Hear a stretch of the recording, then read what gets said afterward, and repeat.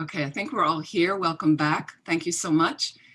It does seem that Vasanta seems to have a couple of questions and she's leaving for work soon. So could we just indulge her to get a couple questions in? Yes, yes, please.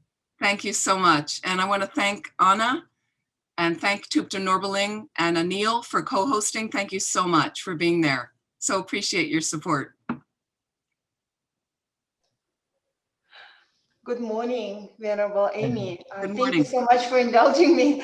I have not been able to attend your class, but I have been attending the recording of this course and I thoroughly enjoyed it. You made it such a clear, crystal clear approach to the daily practice. So I'm falling in love with the Shakyamuni Buddha practice, but I do have a question. I like my medicine Buddha practice, and I do have a Tanka, a Buddha medicine Tanka. So my question is, when I visualize Shakyamuni Buddha, and then sometimes I open my eyes and I see medicine Buddha. So is that kind of in not in line with my practice, because I'm trying to visualize Shakyamuni Buddha? No, it's totally in line. Okay. What I was going to talk about today is to wrap everything up, a summary. Okay. So just how you incorporate other practices in. Okay. Like that. So at some point you can certainly, for a moment, imagine that Shakyamuni Buddha becomes the medicine Buddha. Oh, and if you have a larger merit field in your mind, like part of the Lama Chopa, that guru yoga practice, which is more extensive, then when you're creating the merit field, it has Shakyamuni Buddha. Sorry, it has Lama Tsongkhapa as the main figure. At his heart, Shakyamuni Buddha. At the heart of the Buddha, any particular guru, or you could visualize the primordial Vajradhara, who's inseparable from your own guru. Okay. And then in that entire field, everybody's there. So there's all the medicine Buddhas are there. So when you do medicine Buddha practice, what I do is I just bring the main medicine Buddha with the other medicine Buddhas a little bit more prominent into the space. If I'm doing a Tara practice, then Tara and all the 21 versions of Tara come out a little bit more central. And you can also visualize that they're inseparable from Lama Tsongkhapa, who's inseparable from Shakyamuni Buddha, inseparable from your guru. All are one.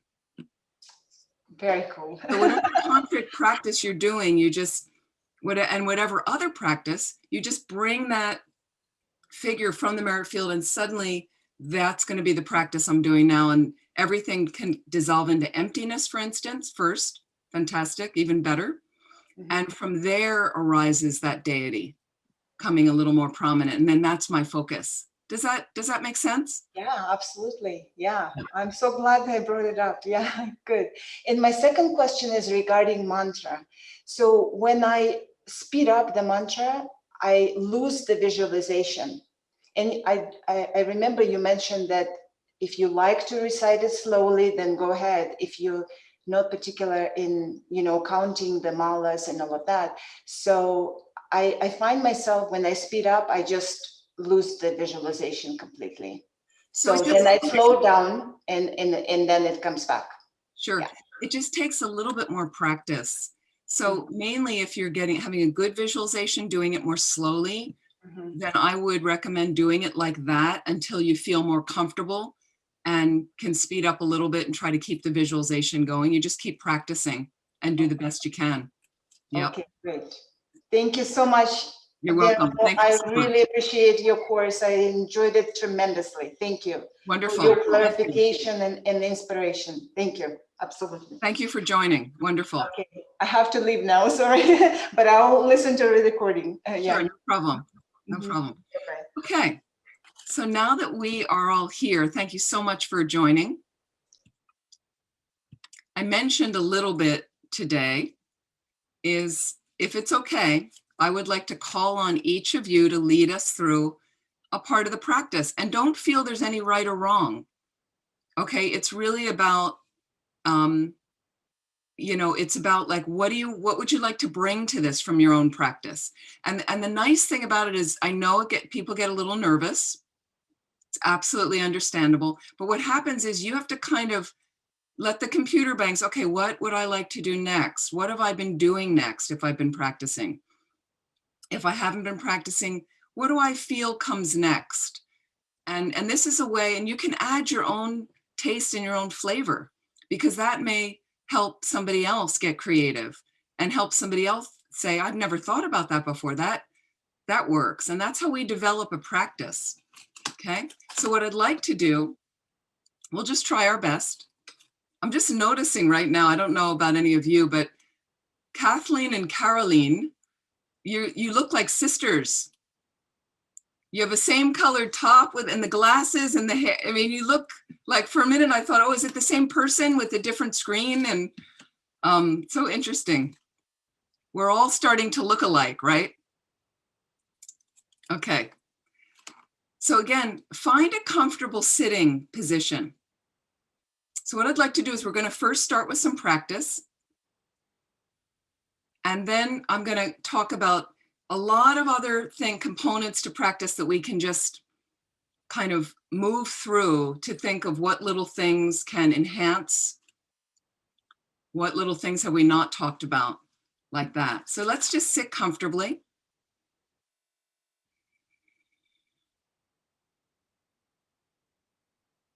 Find that comfortable meditation posture. I will call on you randomly if it's okay. And then if you'd like, you can just unmute and then mention what would be the next thing you'd like to bring in. So it's not that this has to be the right order and this is what would you like to contribute? That's all it is. We're all doing this practice together.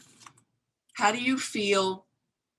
What might you like to add that would help our practice right now? Beth, would you like to start? Is this a yes or no question, or will I? I'm just kidding. Please, can you start? I am always posture. Posture is my start thing. I don't know what else do you want me to add to that. What would you like to add after the posture? Because I think we're pretty good with posture at this point. My next thing is starting a visualization. And it's because I'm lazy and I don't take enough time to settle down first because I rush into the visualization. Okay, so what would you like to incorporate then if you feel that that's a lazy thing to do? Since this situation the last 6 weeks, I'm like, you need to slow yourself down, even if it's the 9-round breathing or just 2 minutes of just going, we're just sitting still and we have nothing else to do. So just sit still and enjoy having nothing else to do, because it's what you want to do most of the time anyway. Okay, wonderful. That's wonderful. Okay, and I'm going to add that. Thank you, Beth. I'm going to add from there, the sitting still. Let's bring that relaxation component in our sitting still, right? You know, and Beth, you might even want to, I'm just going to make slight adjustments, but you can also, you don't need to follow my suggestions. I'm just suggesting from what I see, and it's great to have the cameras on because then I can see what's going on there. I would try to sit up and not lean against the back of your couch if you can, unless you've got an injury or something. Or I'm normally not in this. This is just for class setting. Okay, super. Because again, leave some space behind your back. You will be holding your spine up, extending, and that makes your back strong on your own. And you're not obstructing any flow of energy like that. So let's, again, we've got a couple minutes now. Let's relax into our posture. Just close your eyes if you like.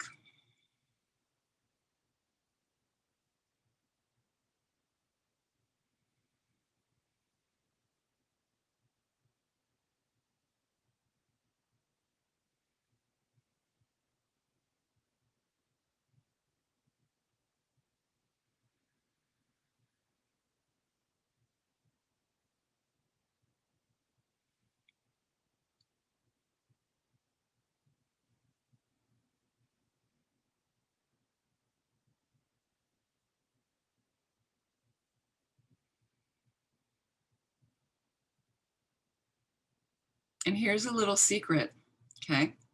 I know I may have alarmed some of you. Uh-oh, I have to be on. Like, what am I going to say? Let go of what comes next. Just, I like what Beth said, just let yourself be for a moment. Just give yourself another minute.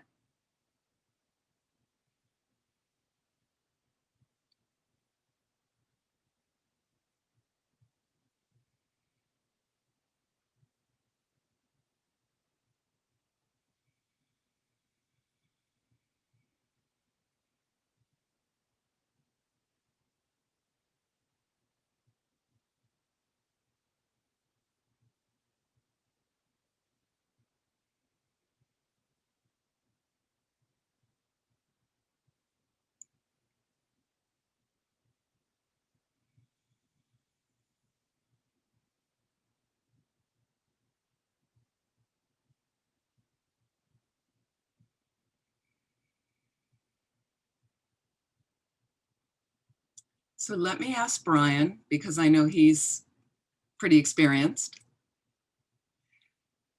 What would you like to add? Where would you like us to go right now? Well, usually I would be on my cushion on the floor, and I like to start with some readings. That's the first thing I do. Great. The first paragraph I'll read to you, which kind of sets my motivation and intent for the entire morning practice. So this is from The Method to Transform a Suffering Life into Happiness by Lama Zopa Rinpoche. And this is what I read aloud.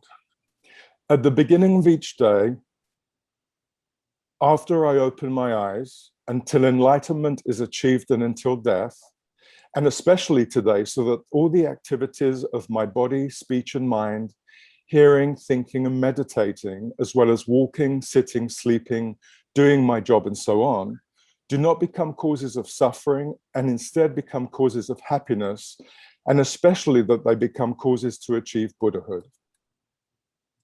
Beautiful. Okay, I'd like you let's take a moment and reflect on that. And as we do that, I'd like you to set your motivation. Just deepen that motivation.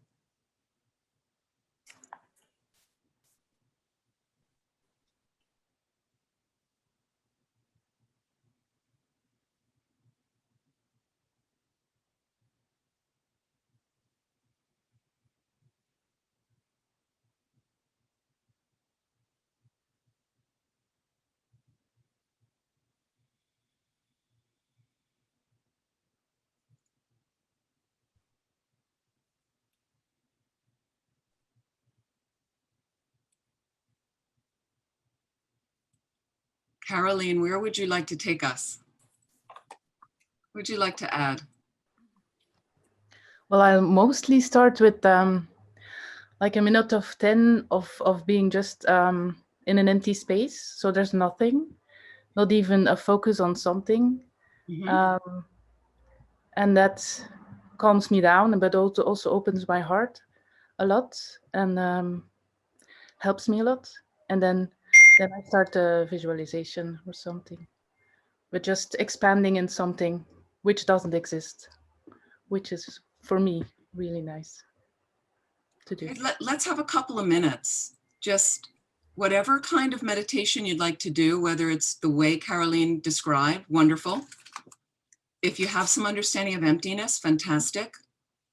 If you just want to quietly sit, focus on the breath, like that. If you'd like to do some sort of breathing, meditation focused, fantastic. A little bit of shine. Let's take a few minutes and do that. Wonderful.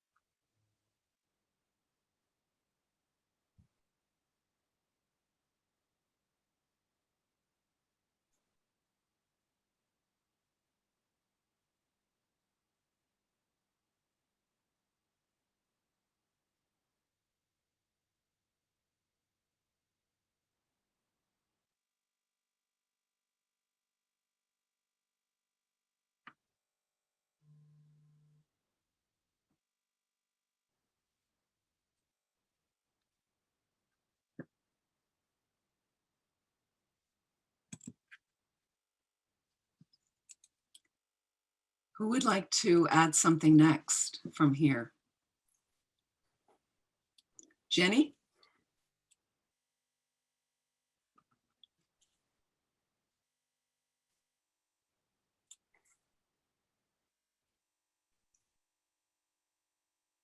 You need to unmute, Jenny. Sorry.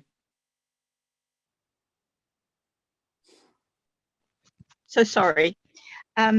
Yes, I don't have an altar in my house at the moment. It is getting fixed. We spoke about it before. The room is getting repaired now.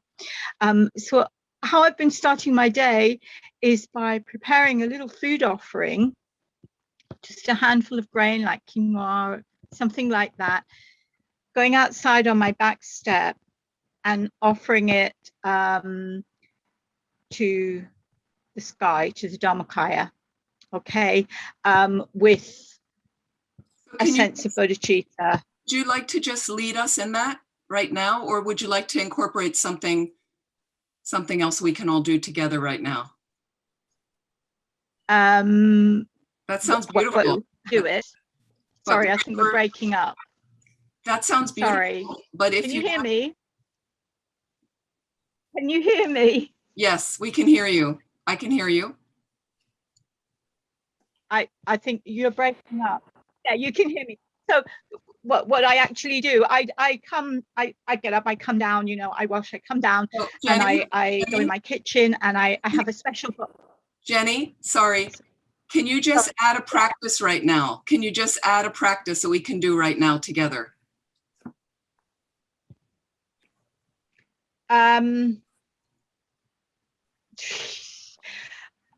I don't know. I mean, that practice that I do is just, it's one of bodhicitta. It's one of wishing happiness.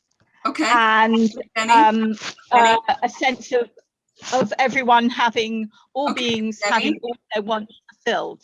Jenny? And freedom. Yes. Yeah, what I'm saying is, can you just lead us in that practice then? It sounds very nice. Okay.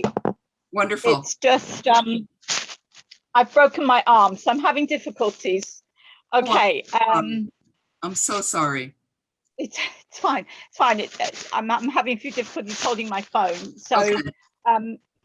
Outside with the Dharmakaya, the sky, an offering, a food offering, with a sense of wishing well for everybody and plenty for everybody. So the offering of food, throwing it into the sky, and at the same time having this sense of wishing plenty for everyone, wishing everyone happiness and the causes of happiness, and you know, a couple of seconds just thinking about that, wishing that everyone, all beings have all their wants and needs fulfilled, and taking a few seconds to just feel that and the causes for those wants and needs to be fulfilled. And then wishing freedom, that everyone be free and have the causes for freedom, and throwing the grain into, tossing it into up to the sky, letting it fall in my garden, probably for the birds and the rats to eat, and doing that every morning. Okay. So and I find that a lovely little, just a 5 minute. Okay. 5 minute meditation on. Okay, thank you. Thank you, giving Jenny. out. Okay, Jenny, thank you. And so I find that sets Jenny, right. Sorry, you're breaking up. Jenny, thank you so much. That's lovely. So what I'd like everyone to do now is whatever you'd like to visualize offering to all living beings, just the way she described, just imagine. You might have water bowls set up. You might have a bowl of fruit in your house, groceries. You visualize making that tremendous offering to all living beings, and imagine creating the cause for their happiness, freedom from suffering, and all of their freedom. And let's just take a moment to do that visualization. Beautiful. Thank you.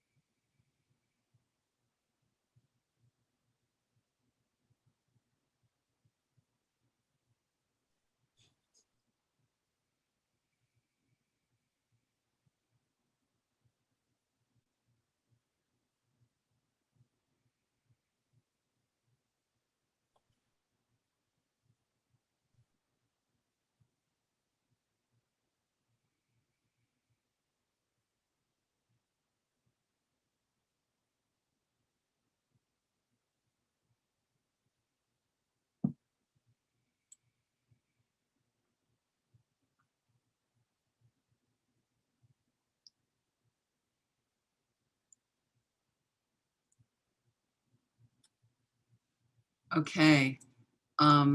Kathleen, what would you like to add? Could you add something? I would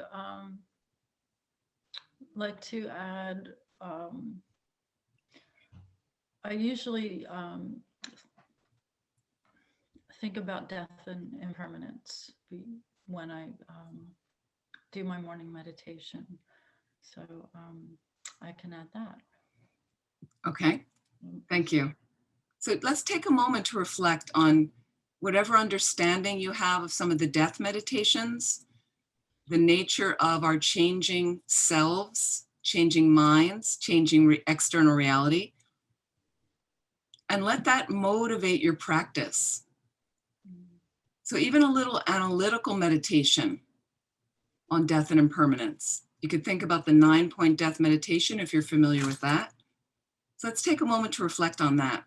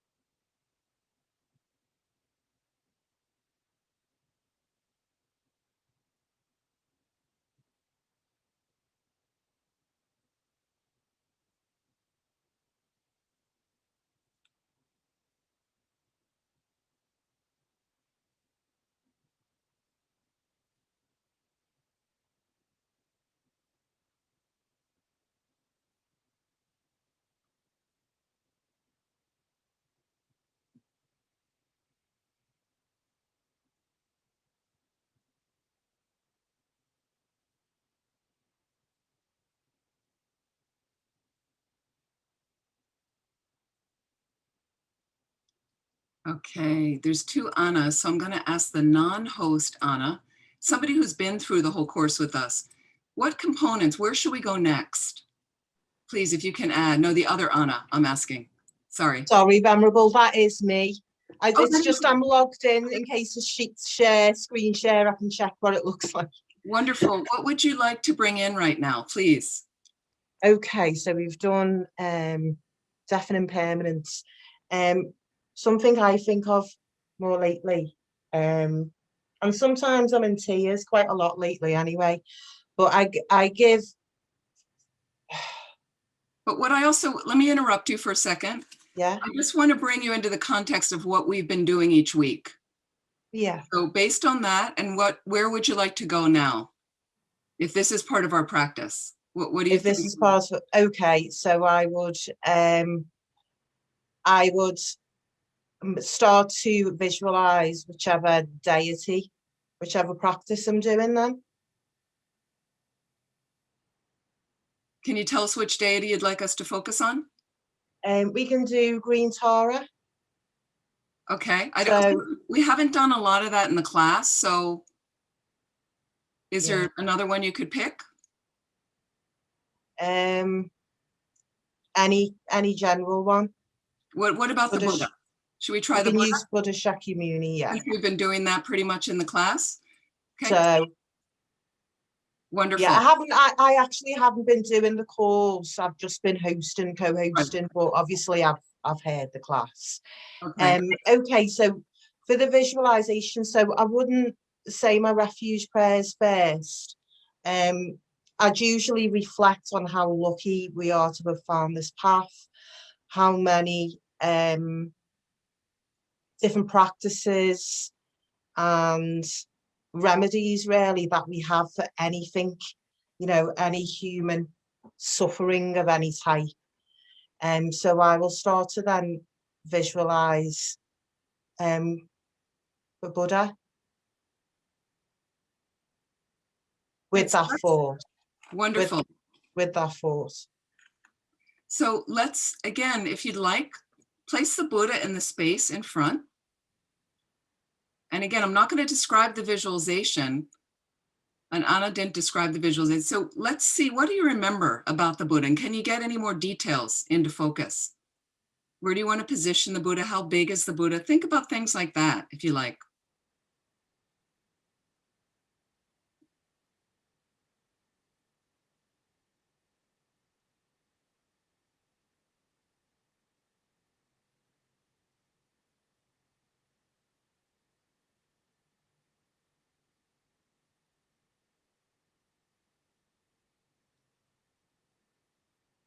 Is there anybody around the Buddha?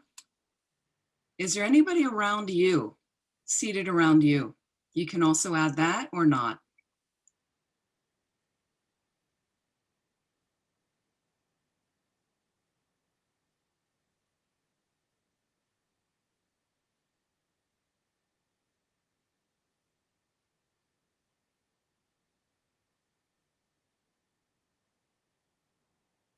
And last, I think, Anil, are you the last person? But I don't think you were in this class, were you?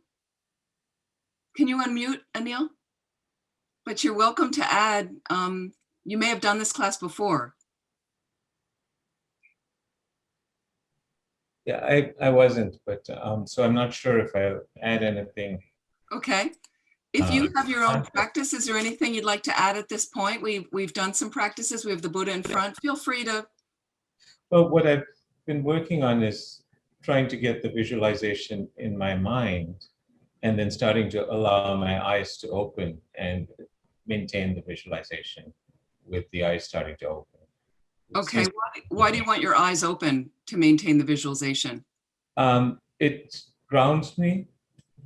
Okay. And prevents me from drifting off, which you tend to do with our eyes closed. Great. Okay. So thank you so much. I want to thank everyone. And did we miss anybody? Did everybody? I think we got everybody. Wonderful. I want to thank you. I'm really impressed. Very, very sweet. All of the additions that you added, all of the different things you're trying. Okay. And just to kind of a little bit fine tune. Okay. We didn't get to the Buddha till very late. So a lot of it, I've been focusing on that as a little bit of an anchor for your practice. So beautiful stuff you have, the motivation and the focus and settling your mind and some really making offerings and some really lovely things. So, but think about, then you want to kind of put something out there that you can create merit and make requests again. These are very important components to really have a more rounded practice. So I would say just keep at it based on the Shakyamuni Buddha materials that go along with this course. Now, again, I know that's tricky for some people and you may not resonate with it, but there is a power and an energy to it. And we don't understand the power of those requests. So when we did the death meditation, fantastic, okay? But at that point, I would have had the Buddha out there first, at least had a little bit of refuge in my heart. I didn't need to do a whole refuge, counting or whatever, but really thinking about suffering, kind of wanting to end suffering and then really, can I take refuge in the Buddha Dharma Sangha, the Buddha that represents that? So having that visualization, I might have brought in a 7-limb prayer, just reciting the 7 lines. You can recite it quickly, but something that grounds me in a very rich prayer that contains prostration, offering, confession, rejoicing, all those components that again support your practice in a way that we may not feel. It's like underneath the practice. It's behind the scenes. Like, you know, when there's an elaborate play and all we see is the stage and the actors and, well, it looks really great, but we don't really realize that there's lighting and there's sound people and there's props people and there's painters and there's people who sewed the uniforms and the costumes. And so again, those prayers support the practice from going forth in a rich and consistent way. And we kind of just launch and skip all those details. So it could be the 7-limb prayer, you know, and then thinking of Shakyamuni Buddha, and maybe I recite some mantras of the Buddha with light rays coming through. I might decide to do something like that. Or as Anna said, she likes to do it with Tara. Okay, beautiful. She might do Tara mantras and like that. And maybe before she gets to the mantras, or it could be after the mantras, then I might incorporate the Lamrim meditation, the analytic, like death meditation. Then I may say, okay, where am I in the Lamrim in my meditations? Where am I on my Lamrim schedule? Like that. And you might even feel to include a Lamrim prayer, like the foundation of all good qualities, because that grounds me and can kind of give me a scanning of the Lamrim every day just by reading that prayer. It doesn't take that long. And what I can do is stop at the verse that I want to meditate on, and then go into that Lamrim meditation more deeply. Then first, and then making some requests maybe before I do that, so that I can have good meditations. And it's all outlined in those Shakyamuni Buddha practices that we did.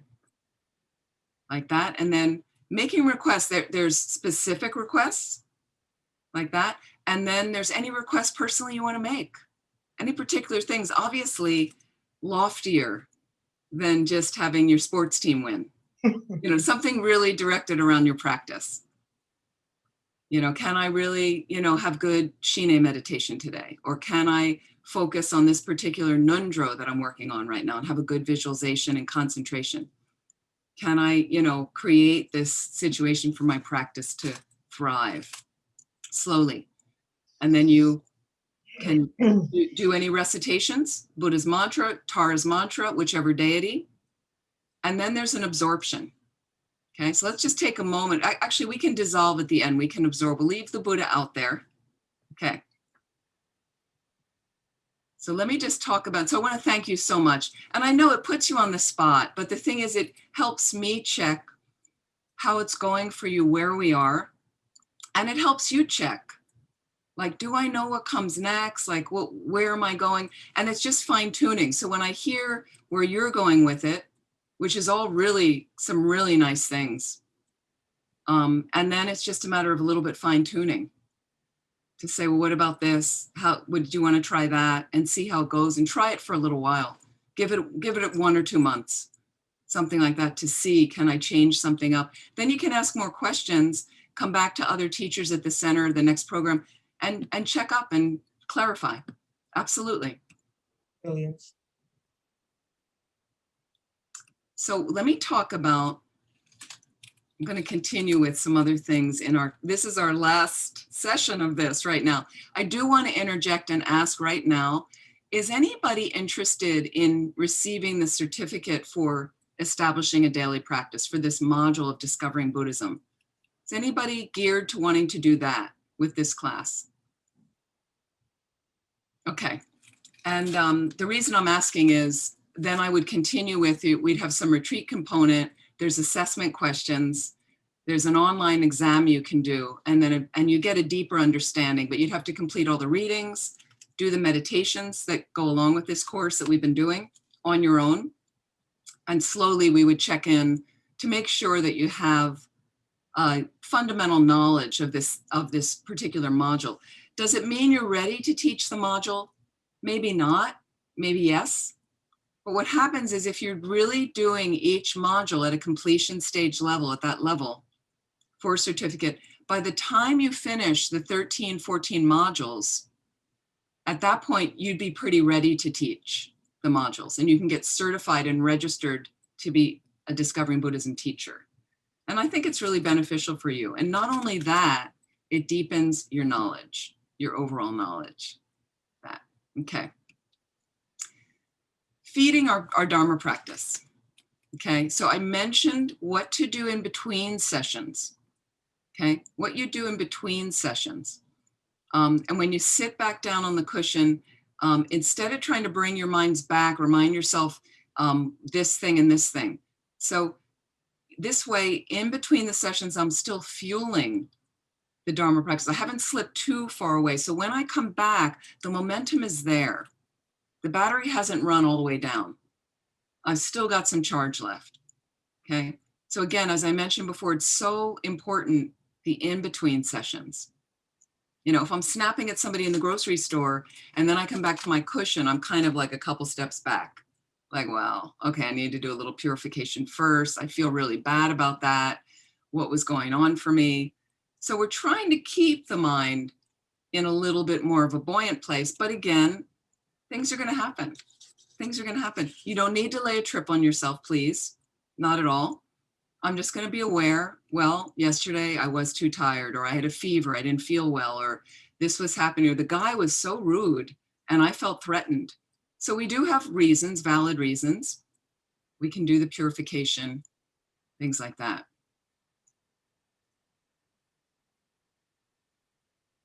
Okay, so another thing, other helpful activities.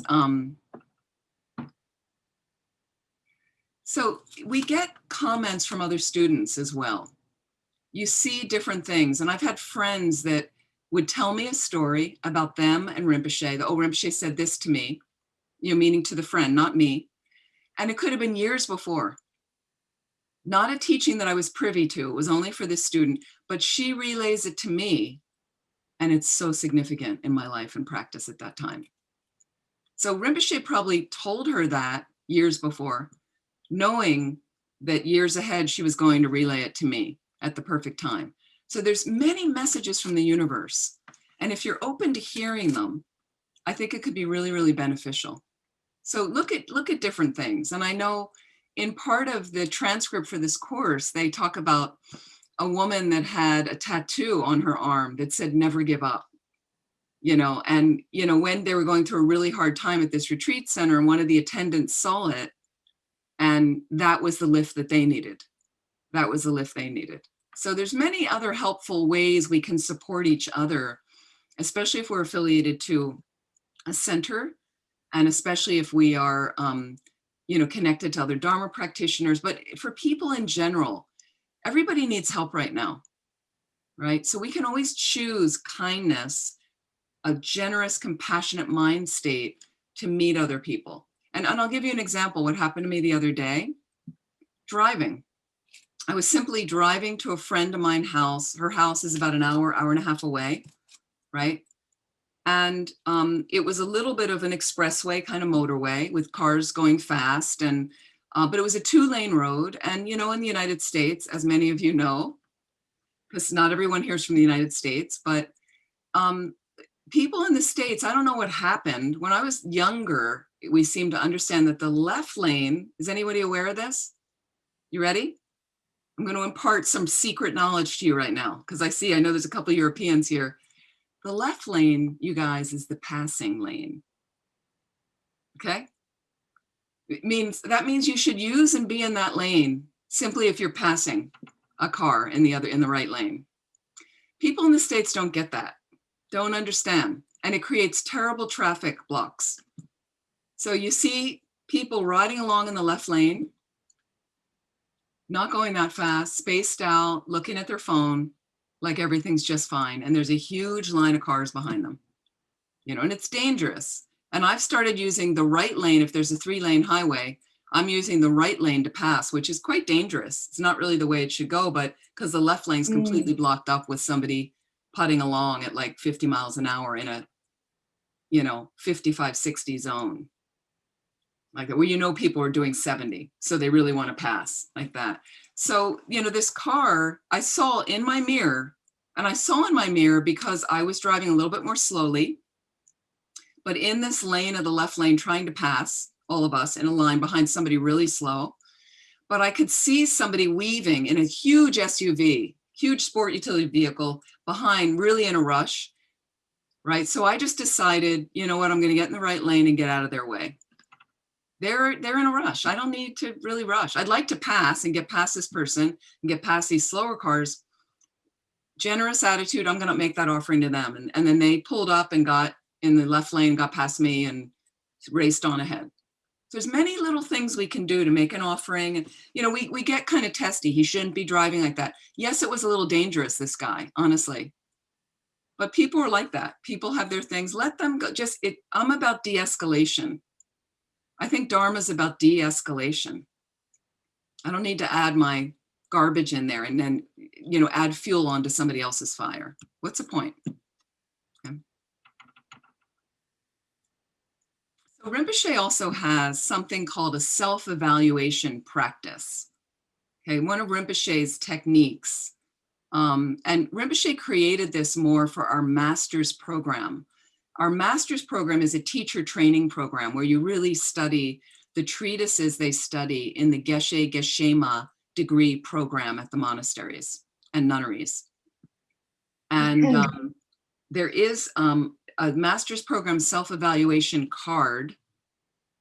I think it's part of the materials. And here I've got a note, appendix 2. I'm not sure if I actually have it here, but it's something we can find for you if you're interested. And you yourself are tracking your behavior.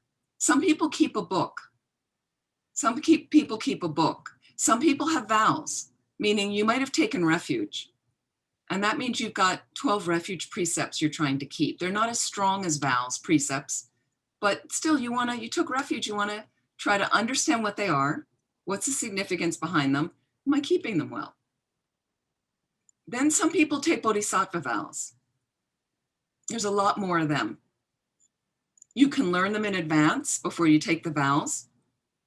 You can make a portion of your journal or your book or your paper where you've got one corner is my refuge precepts. Some of you may have lay vows, 5 lay vows of a lay practitioner.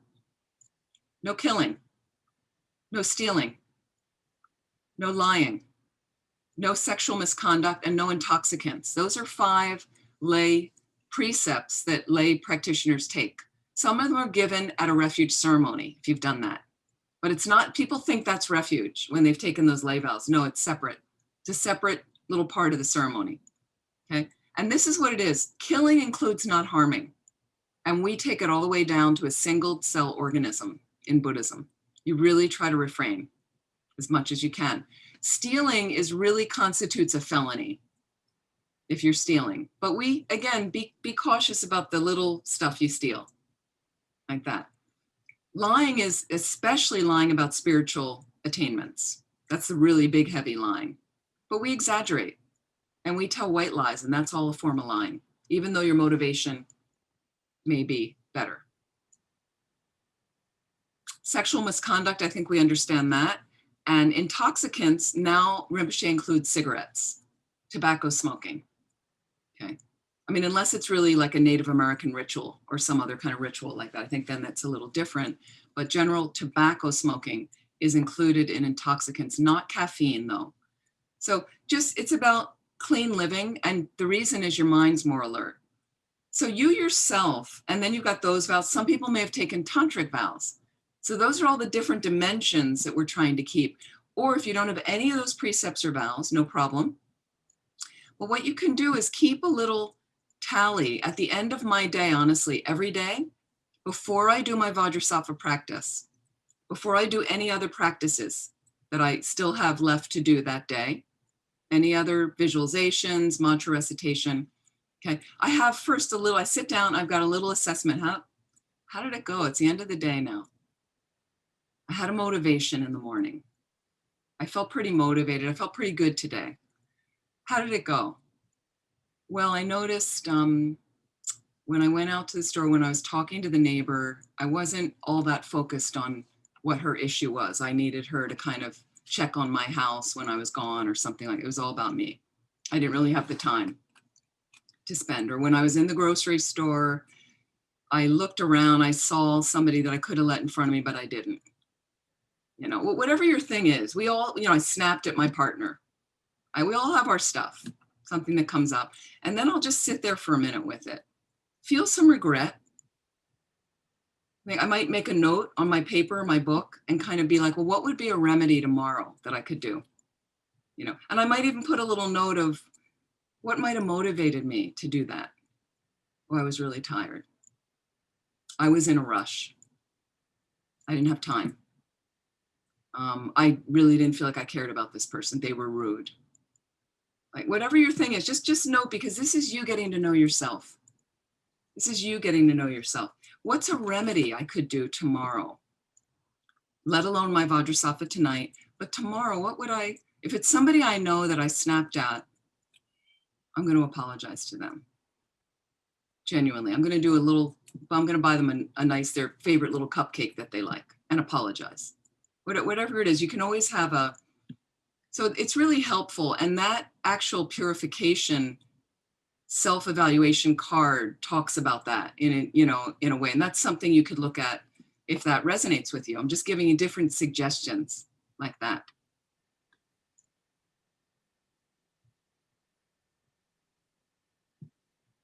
Okay, let's see. Everyday Dharma, I want to talk about. Everyday Dharma. And we've been going through this again. So I loved how Jenny's offering of food. Beautiful, okay? What about when you are normally eating and drinking? It's a great opportunity for you. When you have tantric vows, then you need to offer your food before you eat anyway. Whether it's a simple Om Ah Hong, which means Om Ah Hong, I am blessing the food, blessing the drink with the body, speech, and mind, respectively, of the Buddhas and Bodhisattvas and holy beings, okay? If you'd like, and again, I leave my Buddha, I leave my merit field out there all day. Lama Tsongkhapa, Buddha at his heart, Vajradhar at his heart, inseparable with my guru, that whole merit field, they're out there all day, okay? So when I'm gonna drink, well, first I wanna offer it to them. Om Ah Hong, Om Ah Hong, Om Ah Hong, like that. And what I visualize, but it's very quick. Sometimes it's very quick. White light rays from their forehead, Om. Om at their forehead, white light rays pouring into my drink, okay? Ah, red ah at the throat from them, from their throats pouring into my food and drink. Hong, H-U-N-G or H-U-M, blue, dark blue, from their heart, light rays coming into my food or drink. Om Ah Hong, Om Ah Hong, Om Ah Hong, 3 times. Blesses, then I'm gonna drink. But normally when I'm gonna eat a bigger meal, I'm going to take a little bit more time. And there are food offerings in our prayer books that you can actually print out a short food offering, laminate it, put it on your kitchen table. I know people that do it and every day they pick up the laminated thing and they just read and eventually you memorize. And you do that little offering before you eat. Fantastic. And I got the merit field. You're making merit every time you eat or drink, doing that. Much better for you eating and drinking in that way. Now you can certainly stop before you eat or drink. Consider all the beings around the planet starving, thirsty, without any decent water, any decent food, and imagine offering whatever you're eating first to them. Imagine the Buddha offer first to them. Then you can say, I need this to nourish my body and my mind. Why? So I can practice Dharma, get enlightened, and benefit all living beings. And it's for that purpose, to benefit all living beings, I'm going to practice the yoga of eating lunch, for instance. Then you eat. Okay, so having that motivation makes it a virtuous activity than just shoveling the food in your mouth without any mindfulness. Okay, understand? Communicating? Okay. We do our best. I'm just giving other ways to enhance in everyday life. I mentioned some vows, living in vows if you'd like. People say, what's the point of taking vows? Again, we think as Westerners of restriction. You know, when I first got ordained, I had 2 lay female friends and they're like, well, now you can't do this and you can't do that. And I first thought about it and thought, well, yeah, but those other things that I can't do anymore, I knew that when I got ordained because I'm kind of tired of those things. I've done them enough, kind of exhausted that karma. And by not doing them anymore, I'm not wasting as much time. I'm not distracting my mind as much. And it also keeps me away from kind of danger and away from those time wasters. And basically, it protects my mind more, the vows.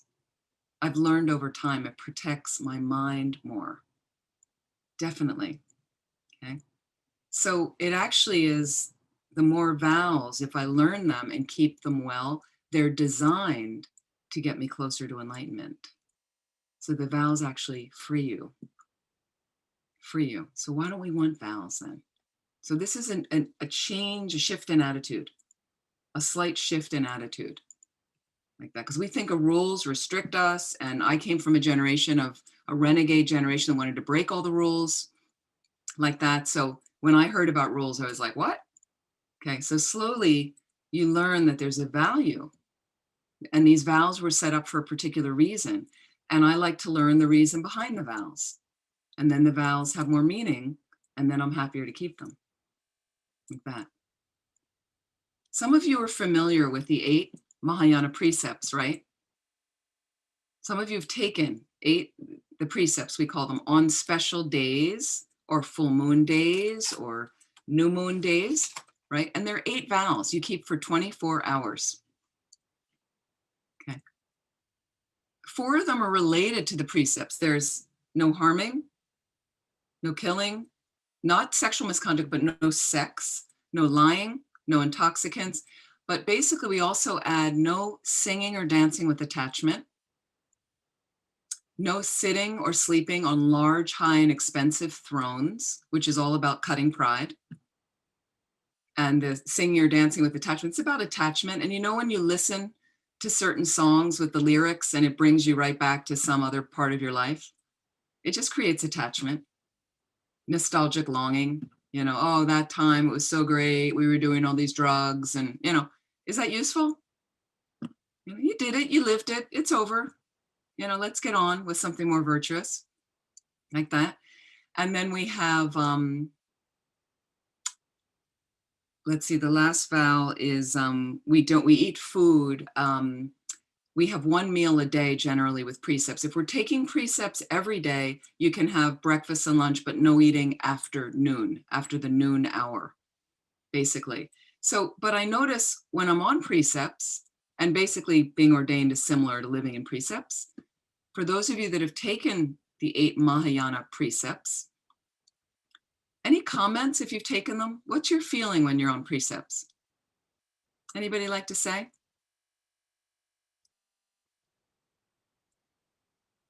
Beth, please. Probably because I'm a bit weird disciplined. I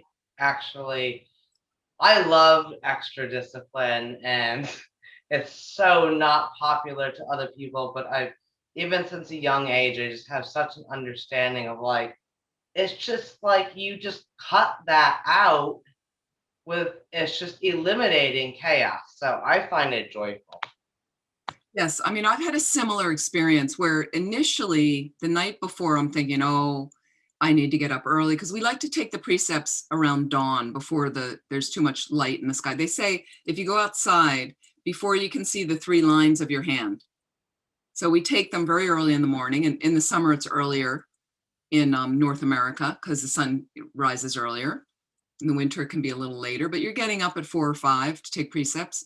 So the night before, I'll be like, oh, I got to get up tomorrow, and I'm going to be hungry. And then I take them. I get up in the morning, I take them. If it's one day, I skip breakfast. I just have lunch, finish lunch by noon. And, and then I notice that I got all this space for practice. I notice my mind is less distracted. I feel, by the end of the day, I feel really good that I've done it. So you just notice about living in the vows, you have to experiment yourself and try and do things like that. And it can be really helpful, and slowly, but don't jump at the vows. Tantric vows you cannot learn before you take them. But at that point, you've already had refuge precepts. You're learning them, keeping them well. Maybe you add on lay vows, however many of those 5 lay vows you want to take. Some people don't take all 5 at once. They might take 3, like that. And then you might decide at some point and be in a ceremony to take bodhisattva vows. Fantastic. That's great. And we're already, most of us are living that way anyway. Bodhisattva vows, you know, how to have that totality heart. I mean, I'll give you an example. The first Bodhisattva vow is praising yourself. You avoid praising yourself and you avoid belittling others like that, but it's mainly based in attachment. Because there's a branch vow, that's the root Bodhisattva vow, number one, but there's a branch Bodhisattva vow that you avoid praising yourself, you avoid belittling others motivated by anger, like that. So it's different. But the root vow is out of a motivation of attachment, I do not want to praise myself or belittle others, right? Because I care what they think about me and I want them to think I'm great and like that. So that's the first, so you're probably already living that way. They make sense. They're practical. They're practical. So slowly, but again, there's 18 root Bodhisattva vows. There's 46 auxiliary, secondary vows, okay? You want to learn them. You want to learn them. Some people in their book, every day they write a different vow. And slowly, a couple of years later, they learn. They go, I'm working on that vow today. Yeah, and they learn their vows. Like that. You can't keep the vows if you don't learn them. Okay. Here's another general, easy way to make merit. Easy way to create merit, rejoicing. Rejoicing, okay? You hear about somebody, and I'll give you an example. I'm not any great person, but I have now completed 192,000 Buddha images, making tsatsas of my 200,000 image commitment. I'm about 192,000 there, and I feel really good about it. I've rejoiced, but you can rejoice without having made one image. And if you have more realizations than me, you get twice the merit I got for making them. If you have less realizations than me, you get half the merit, okay? Now, we don't know which realizations because we don't know each other's minds, but that's pretty easy to just say, wow, that's pretty cool. You hear somebody did a Vajrasattva retreat and you go, that's wonderful. And you really feel that, okay? It's also an antidote for jealousy, rejoicing. It's an antidote to jealousy. So if you notice initially your mind's kind of like, well, how did she get to go on the pilgrimage? I wanted to go. You know, I'd like to visit Bodh Gaya one day. She went, well, right? So rejoicing, and you practice rejoicing first. You might have to fake it till you become that if you're not a natural rejoicer. Okay, but then you keep practicing a little bit, forcing it in the beginning. You know, you might have a little bit of like, you hear somebody got the job you wanted and you might have a little like, great. You know, you're not wholly there, but slowly, great, great, great. And then eventually one day you're like, great, that's great. Why not be happy for people? The world has enough divisiveness. Be happy. Check your mind. Does it make you happy when you're jealous about somebody? I've checked my mind. It's a misery. I'm not a real jealous person, but when it's come up a few times, it's not a pleasant place for me to be. Right? So practice rejoicing. It's really easy, very easy way to accumulate merit. The easiest way. That. Okay, and then difficulties are going to arise in your practice. Difficulties will arise, okay? So we've got these components called accumulating the causes and conditions or merit. That's all that positive store of energy you need to build up to progress to enlightenment and even to build and construct a rich and consistent practice. But then you've got over here purification. So they go hand in hand, and for most of us on this path right now as ordinary beings, we're basically based in these practices, accumulating merit and purifying negativities.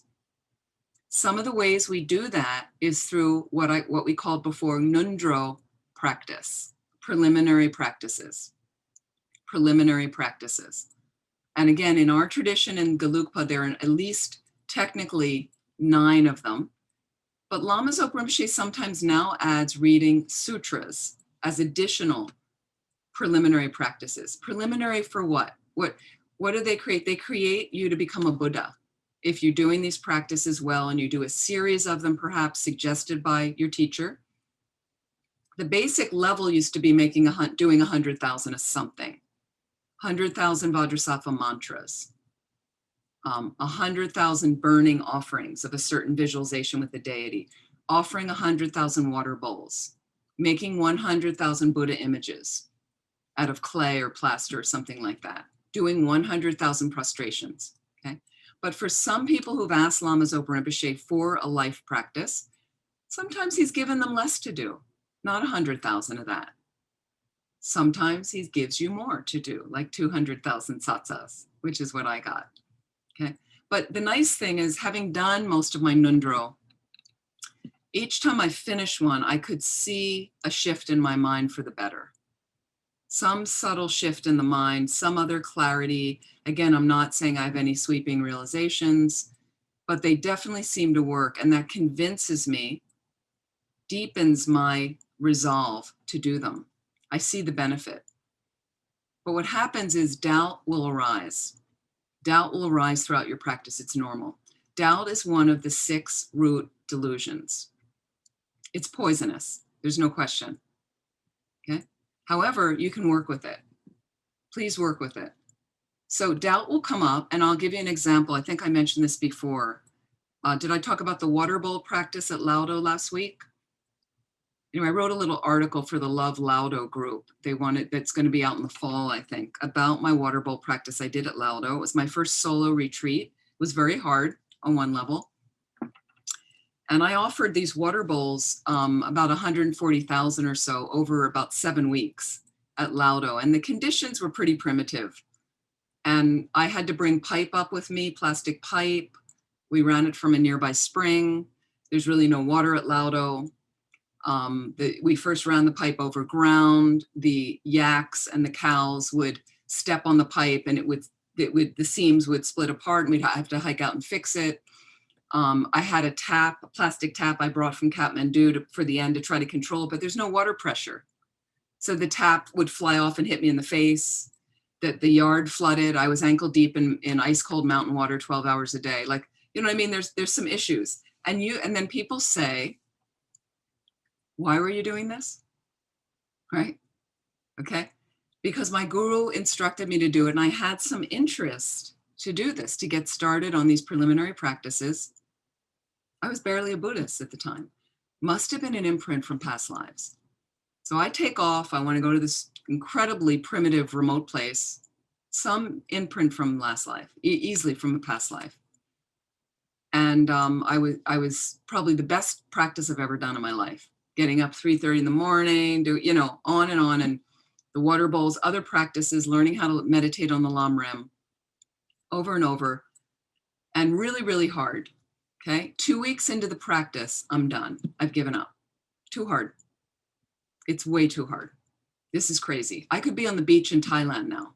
Why am I doing this? I'm in this dark, freezing cold place, getting up at 3:30 in the morning, no running water, no electricity. I've done 2 weeks, good enough. That's it. I can't do any more. So and doubt comes in, and doubt starts telling me, while I'm doing these water bowls, what would my friends say? My friends would think I'm crazy. Why don't I go to the beach? I know other people that are at the beach right now. That would be great. Have a little Thai holiday.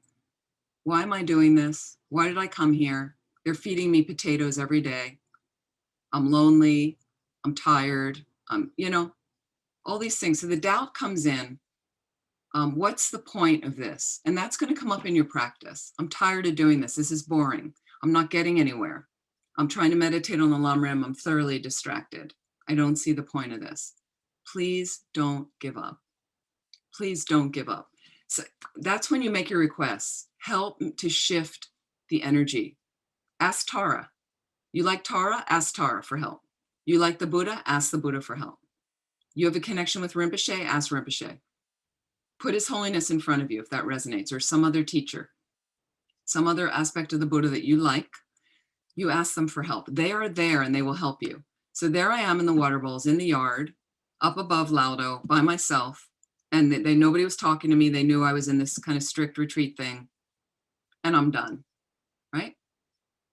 But I had a really good intent to try to do this, but it's too much now. And I'm in the yard alone, and they only would come up to deliver breakfast and lunch twice a day. And they would just drop it at the door. Nobody would speak to me. And I turn around in the yard. I feel some energy in the yard. And who is there in the yard? Rinpoche's sister, Anila Nawang Samden. She's the keeper of Laudo. She's a Sherpa nun. Talk about power woman. This is the ultimate.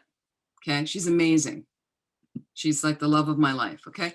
There she is in the yard with her hand out like this, holding an apple. They don't have apples at Laudo. Right? I had brought some apples up for them from the valley. It was apple season. The valley has some most delicious apples, kind of the ones of my favorite from this part of the States. They grew in the valley. I brought up a bag. By the time I started the retreat, we had finished all the apples. They were gone. There she is now, a few weeks later, with an apple. And what it did is, we didn't say anything. I put my hands together when I saw her. I see her as a holy person. And she gestured for me to take the apple. I took the apple and I got all this inspiration just in general from her standing there. Like I really wanted to do this. There are signs, there are beings that will help you. Call on them. You don't even need to say words. Feel it and make that connection in your heart. Please help me. I want to be a Buddha. Why? I want to help all living beings. People are suffering. They need our help. Okay? And it's going to be difficult at times. There's no question. Well, what's the alternative? The alternative is you enjoy your life now. That's great. Nothing wrong with that. But not too much Dharma practice. And I'm only going to make that level of imprints this time around. It's going to take me a little longer. Okay. And you feel sometimes when you go to bed, kind of wasted some time today. I've been wasting a lot of time, you might say. Isn't it time to kind of step up? But again, please, you have to come to that in your own way, on your own terms of what is going to work in your life, with your family, with your friends, what realistically will get you to practice a little bit more. Okay, it doesn't have to be extreme like that, but what's going to get you to move and ask for that help, ask for the inspiration, ask for clearing of obstacles. And what we are generally going to do is continue these practices slowly of accumulating merit, purifying negativities. So the Vajrasattva in the evening, super helpful. And again, I know people, they wanted to do water bowls. They work full time at a really intense, busy job. She got up a little earlier. She had a family as well. Kids going to school, blah, blah, the husband, everything. She got up a little bit earlier, had a little table near her kitchen, right? Set up the whole table with water bowls. I don't know if there were 50 water bowls on the table, right? Set them up in the morning, told the family, my practice, leave this alone, this is what I'm doing. She set up 50 bowls in the morning, do the offering, however, 5, 10, 15 minutes, set up some preliminary prayers, do the offering, go to work. They come home. She stops at the grocery store. She makes dinner. They come home, they have dinner, Everybody's done, everything's finished, kids are doing the homework. She empties the bowls and sets up another 50. 100 bowls a day. After 3 years, that's 100,000 bowls. And it became a habit. So she got into the mode of, no, I got to do my water bowls. A couple times she skipped, of course. They went on holiday. She brought them with her. She wanted to bring them with her. She did more on holiday because she had more time. Or she had to go visit her mother, didn't have a place to do it. She left them. She didn't do them. She maybe took 3 with her and put 3 out in her room. Good enough, or 1. But just to keep that consistency, but it became such a habit, her whole family was kind of like, oh, we'll wait after mom does the bowls. Didn't take that long because you streamline. Once you're doing it every day, you're pour, boom, boom, boom, boom, boom, you're offering, you've got it, you know there's familiarity and you do it. It's possible. It's possible, okay?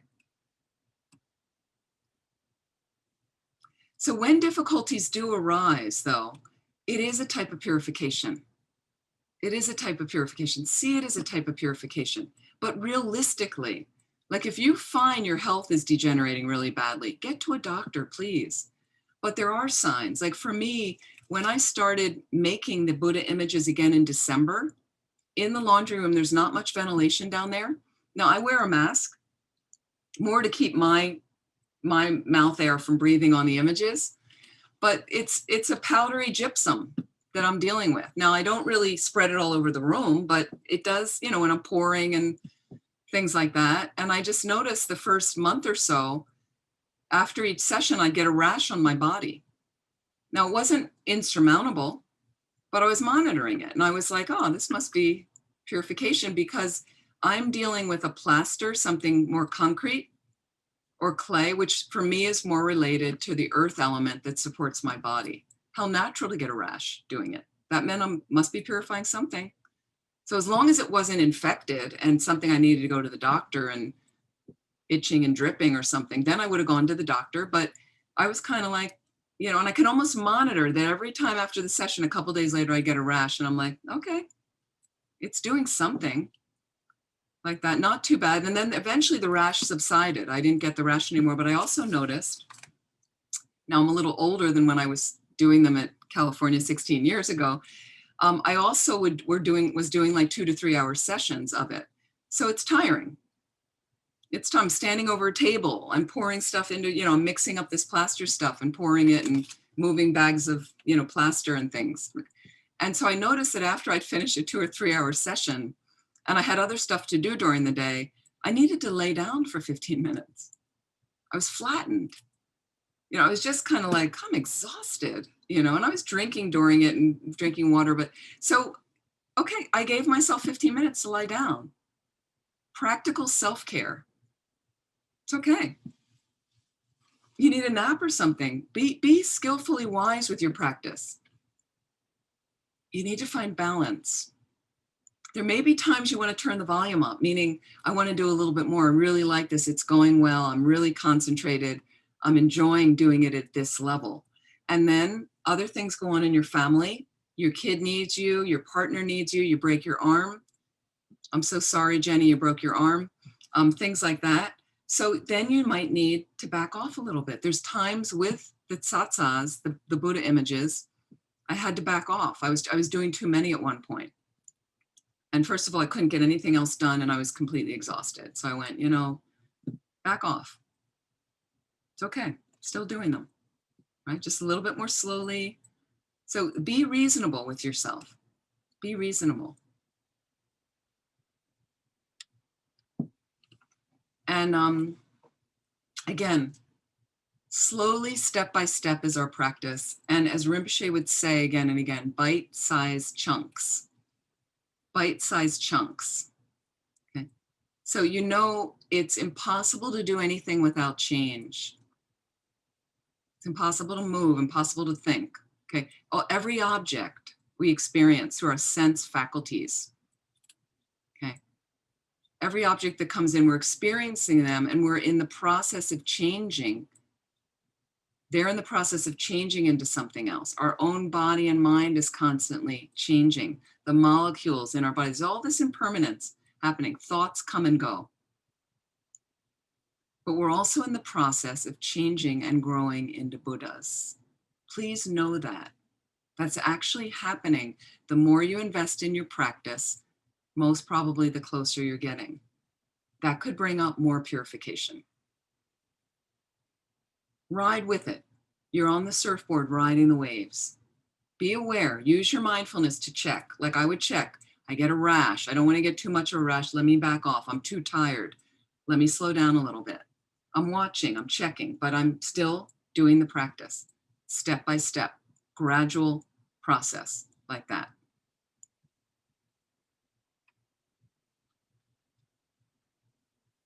The other thing is when I talked about the yoga of eating lunch, for instance, the yoga of eating lunch, there's a yoga of sleeping. Why not make your sleep virtuous? Most people lie down in bed and conk out. Can't wait to get in bed, thunk, you know, or they're reading before bed or they're looking at their phone and no motivation for sleeping. Let's use a motivation for sleeping too. We have a motivation when we wake up. How about sleeping? Okay. So think about, you need to sleep for your health. There's no question, you need to sleep for your health. And I think before I get in bed, when everything is done, all the dedications are done, I've dissolved the Buddha into me. My merit field dissolves and that's all part in my heart, going to sleep, lying down. I need to sleep for my health. I'd really like to rest well for my body and mind. And I really hope I wake up tomorrow so I can continue my practice to get me enlightened most quickly. Why? So I can benefit all living beings. So really, for the benefit of all living beings, I'm going to practice the yoga of sleeping right now. You can think like that. You can think like that. If you like, some people lie down in what's called the lion posture on their right side. And some people say it's slightly different. The right side is for men, the left side's for women. I don't know, but the right side also less obstructs the heart.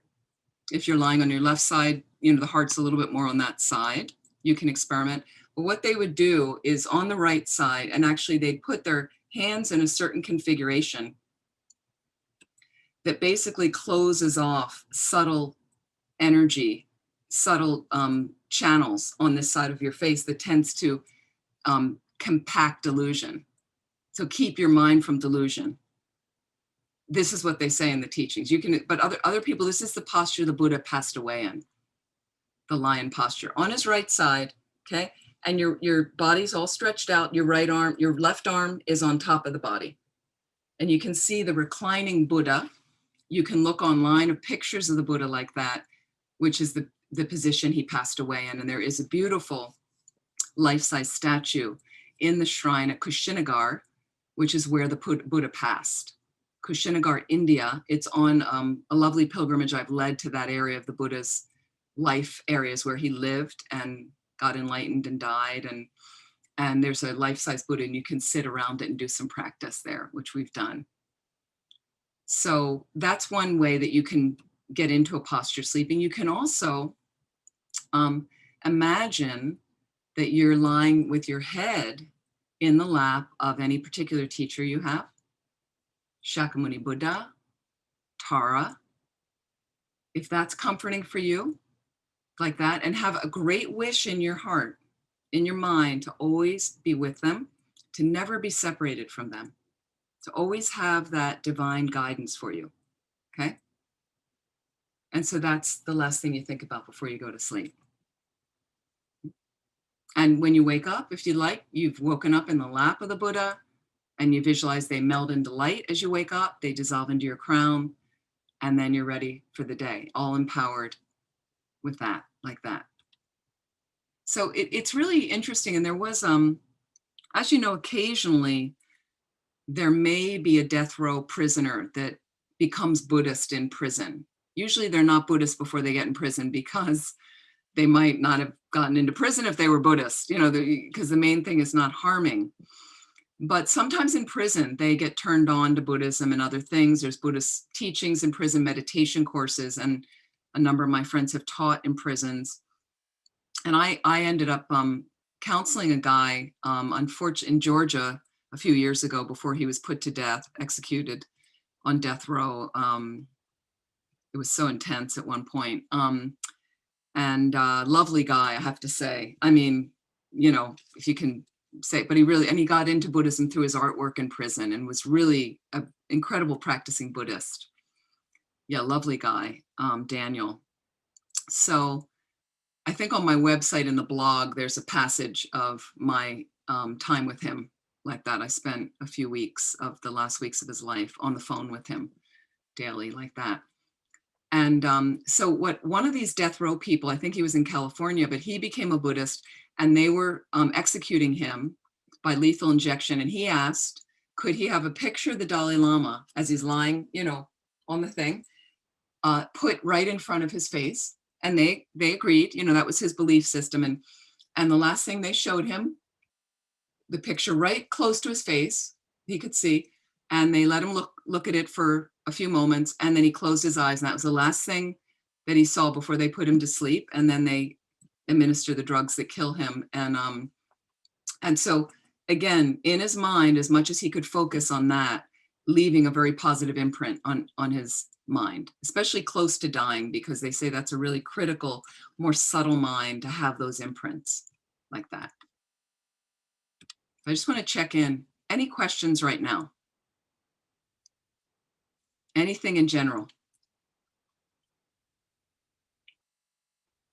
And Arya, I want to make sure, because this is our last session right now. We have a little more than a half an hour, but I want to make sure from what we talked about in the very first session and different questions you have, I think I've covered most of it. Is there something left out there that you're still kind of like, well, what do I do about this? How do I do this? Jenny, please. Yeah, hi. I just want to talk about my arm really quickly. This happened last Friday. I fell downstairs while helping my mother-in-law cleaning. I dislocated my elbow and surgery on Friday, I think. I have to go again. Jenny, you're I've breaking been up. trying to do them. I have dizziness as well, which is part of the reason why I fell. Huh? You're breaking. Sorry. Sorry, you're breaking up. Sorry. Yeah, I'm breaking up. I know. Sorry. It's about my prostration. Can you hear me, Venerable? Yeah. Can you hear me? A bit. Yeah, a bit. A bit. I'm only able to do this while seated. I can't do any prostrations. Yep. That's I'm still. It's 35 Buddhas and Vajrasattva. So I do the recitations. I do the visualization every day. I try and do it every day, and Vajrasattva at night. But I can only do this seated for the prostrations because. Yeah. Is that okay? Should I not just carry on? Yeah, you cannot do prostrations with a broken arm. You should not. Okay. But the thing is, what's more critical about the prostrations is your visualization and your motivation. So I know people in a wheelchair that have done in a Nungne participation. They may have gotten more benefit and more merit just due to their motivation and visualizations. So you just, if you like, you keep your hand like this. You don't even need to move your hand, and you do the prayers with as good a visualization as you can. Okay. Until the arm is fully healed like that. Okay.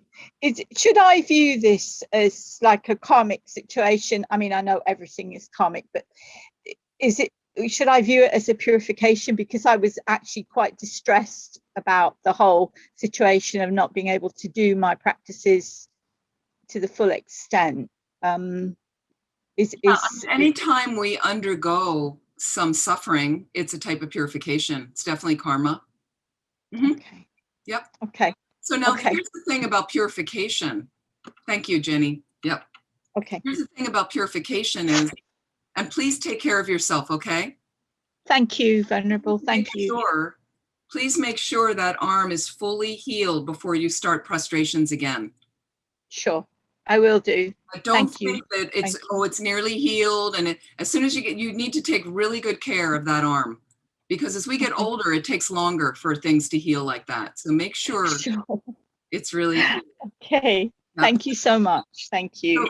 Thank you. Absolutely. Absolutely. Here's the thing about purification, though. Be careful. If you're with a Buddhist community, if some of your family are interested in Buddhism and they get the flu, they break their arm, right? And we did this. This happened at Vajrapani. This is a residential retreat center in California. And new staff would be hired. And they're all excited. Oh, Buddhist center, it's all great. But after a few months, the novelty would wear off. And they're living in the redwood trees. It's very dark. And the winter would come in, it would start raining. It would be very moldy like that. And then people would get sick. So basically, and I'd hear another staff person say to them, oh, it's really great purification. When you're a newer student or you're suffering, that might be the last thing you want to hear. And your mind may not be able to really handle it. So be very skillful when you say that to someone. If you're a longtime practitioner and you're really going for it and things, then we can say that to each other. But with newer people, I would be a little bit more sensitive about purification. It's certainly purification, especially if you don't like it and you're suffering, especially if it disturbs your mind. And it's definitely karma. It's arising due to a past activity of your body, speech, or mind.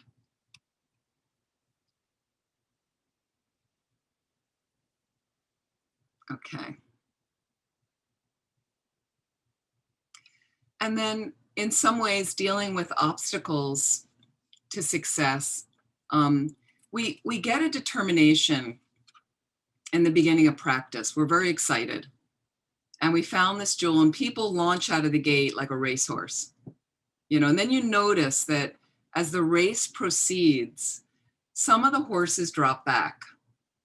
Some of them don't end up finishing. Some of them come in last slowly. So again, there's a pacing of your practice. There's a pacing of the practice. You know, we have great wishes for what we want to accomplish, and make a determination that since the time I'm really spending in my spiritual life is pretty small and I have a lot of distractions, all I can do is make the best effort, is show up at teachings when I can. And when I do show up at teachings, can I listen well to what's going on? And then can I determine to put those teachings into practice rather than, well, I'm glad the class is over. I can say I did it, but I'm not really going to do another thing. And all I can do is put those teachings into practice to the best of my ability. Can you make that determination and understand it's because I want to be happy? I want more happiness. I don't want to suffer. I have an idea. I've got an idea, okay, that there's greater happiness available. I haven't really touched it yet, but I have an idea. When I look at the lamas, when I see how His Holiness, who has endured so much suffering, losing his country, all the slaughter of his country people and all that, and somehow he still shows up bright, happy, you know, I would like to touch that, okay? So I have this idea I could also develop greater wisdom, greater compassion, greater ability to help others. You know, so realizing in my heart, that's what I want to do. Tired of seeing the suffering in the world. And you have this idea, I want to do something to stop all the suffering in the world, okay? There's got to be another way than dealing with all the suffering in the world, okay? So you just keep going and be realistic with your mind. Be realistic. All I can do is to the best of my ability right now. Okay, but that's why this daily practice is so important. Setting something up on a regular basis, Some of you already see the benefit of the familiarity in your mind. Some familiarity where you're getting it going. And again, you're going to go through different phases. There's going to be some leaps in the beginning if you're newer where, wow, I'm really getting this. And a month later, okay, I got this practice down. That's really exciting. Then you're going to slog through another slow 2 months of something. When I do retreats, and if I'm doing a tantric deity retreat, for instance, some of them are very complex with a lot of visualization, meaning a lot of deities like that. Some are simpler. But if it's a very complex one, they're basically set up in the same kind of format, but what I'm visualizing is different. And some are very complicated. So when I have a complicated one, right, depending on how long I have for the retreat, so the last one retreat I did like that, the last few years, I think I had 2 to 3 months for a retreat that most people might do in a couple of months only. But because I had that time, I really spent the first month, because I had the luxury, the first month really slowly going through the sadhana, Sanskrit word for method of accomplishment.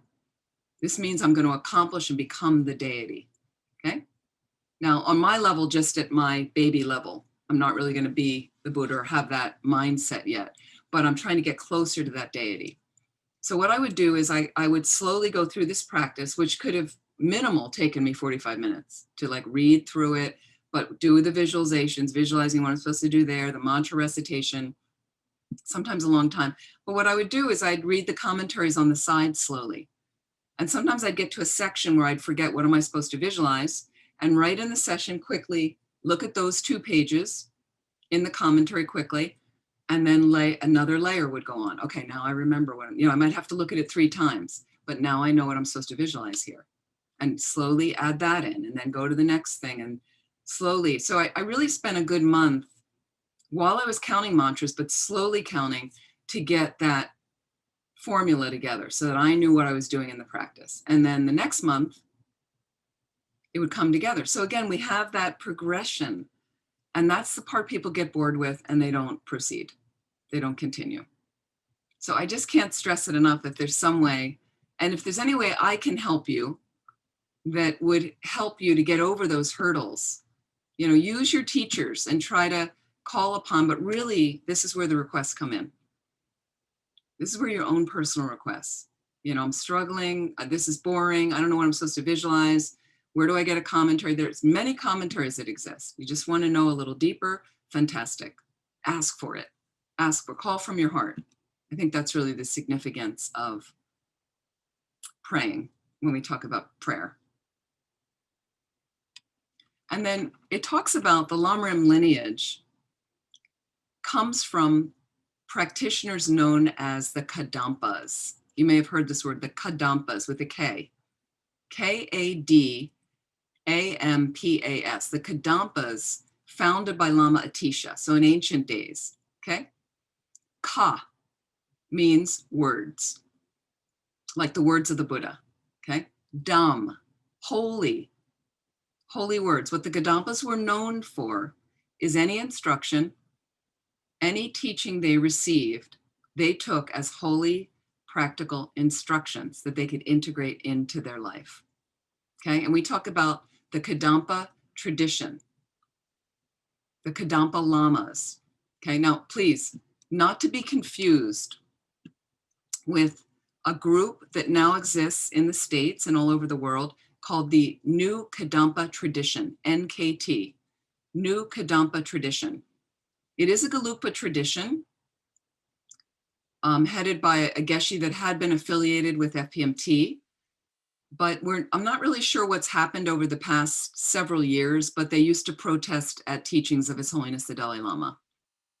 There's been a lot of connection with them, of Chinese, communist Chinese backing, and they used to paper our centers. When I was at Milarepa Center, we would get boxes and boxes and boxes of expensive propaganda literature from them about the detriment of His Holiness the Dalai Lama. Seriously. There are no pictures of His Holiness the Dalai Lama in their centers, and their centers are everywhere, and they're in very, very key places, like in the middle of cities and very good neighborhoods. I think there's a big temple on Long Island, New York, like that. So some of the Dharma teachings that they're giving out are very good and authentic, and they have a lot of teachers and things. I would just be a bit cautious because of this kind of rift with His Holiness, like that. But the Kadampa tradition I'm talking about now is from the ancient days, is very different. Again, taking the holy practical instructions. And again, here's your key to integrate into your life.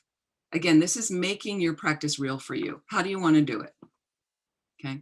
So I've explained so many different things here, from the yoga of eating and the yoga of sleeping and how to go into the grocery store, how to drive, how to make these requests, what happens when you get stuck. You know, so again, it's this real tradition of please. And I can say this again and again, from His Holiness, never give up. Never give up, because there's suffering sentient beings that need your help. I'm not going to say, and I don't want to say in a sense, you're way ahead of them. But the thing is, you have a precious human rebirth. That means you've met the Dharma. You have met the Dharma. You've met pure, authentic Buddha's teachings. That is incredibly rare. Unbelievably rare. Okay? You have no idea the jewel you're holding. Okay? Some of you do have an idea, and you've been polishing that jewel, and now you're going, wow, that's pretty cool. How did I find this? Well, you did because of your past deeds. You created this. Okay? The suffering sentient beings we're helping sometimes have no idea about the path. So we need to do this for them. We have to do this for them. Precious human rebirth. And I mentioned before, again, the rarity. So when you meditate on precious human rebirth, that's why we want to meditate on that and all the other Lamrim topics, but on that especially, the rarity. I like to think of that straight pin. You know, the straight pin that has a little head, it's a little tiny pin. And you think of all the sand all over the planet. We talked about this, I think, last week. All the sand all over the planet. Well, you know there's a lot of sand grains. Oh my goodness. Right? And you take that straight pin and you dip the head into some honey, and then you put it in the sand and you pick it up. But you know, there's just a few sand grains that are going to stick to the top of that pin. We'll compare that to all the sand all over the planet. So the sand grains that stick to the top of the pin, that's your precious human rebirth. That's how many people get a precious or perfect human rebirth. Well, you got it. You got it this time around. I can't guarantee you're going to have it next time around, but you have it right now. So figure out a way to ignite that in your practice. Let that motivate your practice. That's why we meditate on precious human rebirth first, because it gives me all the energy. I got to do this. You know, I got a great rebirth. I'm okay, actually. For those of you that suffer from low self-esteem, this is an antidote. Meditate on precious human rebirth. You got the perfect situation right now, and you created it. Nobody did it for you. You created it. So let's not waste it. So those kind of things, I think really, and using, again, I've got wholly practical instruction, but again, wholly practical. It's practical. Related to, I'm a practitioner. Okay, I want to make a practical thing. So that means it has to be realistic with what will fit into your life. But maybe some of that means turning up the volume a little bit. Getting real about this, like realizing, yeah, I can easily chip out another 15, 30 minutes a day. I bet all of us can. No question. Can definitely do that. Okay. So the need to have a daily practice and to understand how to actually put these teachings into practice. This is important so we get a taste. We start to taste that the pieces of the lumber, and we start to taste the juice of the practice. That makes it more fun. That makes you more interested in it, right? And then you get results. And okay. And it's interesting with the different lineages of Tibetan Buddhism, the Gelugpa is known as, in a sense, the most scholastic, not necessarily practice-oriented, but it's actually very, very practice-oriented, like that. And Rinpoche really emphasizes this need to practice. And Lama Yeshe also put students into tantric practices early in their Dharma career. You know, he wanted those imprints, those seeds right in there, because that would ignite something else as well. Okay.